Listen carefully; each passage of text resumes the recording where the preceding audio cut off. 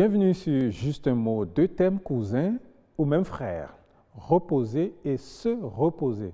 Ou du moins, c'est le même verbe dans un cas conjugué à la forme active, pas passive, et dans un autre cas conjugué à la forme pronominale. Selon qu'il est à la forme active ou pronominale, il a des significations tout à fait différentes. Se reposer, vous le connaissez, c'est naturellement prendre une pause, cesser de faire quelque chose en vue, et c'est bien sûr sa particularité, en vue de reprendre des forces. Aucun doute donc sur le sens de se reposer, mais reposer tout court a un sens tout à fait différent. Le premier sens qui nous vient, c'est celui que nous entendons le plus souvent, repose en paix.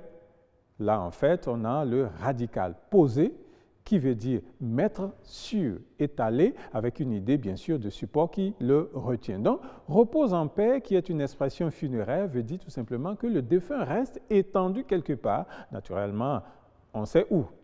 Reposer dans ce sens prend le sens de prendre appui.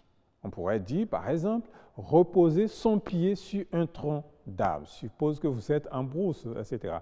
Ou même reposer ses yeux sur un objet, qui veut dire tout simplement qu'on fixe la chose.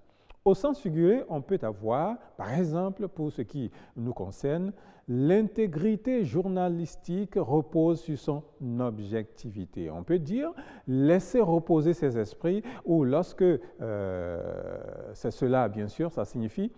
Et donc, on peut dire il n'a pas reposé de toute la nuit. Tout simplement pour dire qu'il a travaillé toute la nuit. Mais en intransitif, le mot prend toute une autre tournure. Et on peut avoir, par exemple, être déposé, qui en fait, dans son sens premier, veut dire tout simplement dans un endroit précis. Mais la pratique veut que l'on comprenne comme quelqu'un qui est placé en garde à vue, par exemple, ou qui est jeté au bagne, quoi. Je veux parler de la prison. Aucun téléspectateur de cette émission ne sera déposé, et si vous ne voulez pas être déposé un jour, vous savez donc ce que vous avez à faire.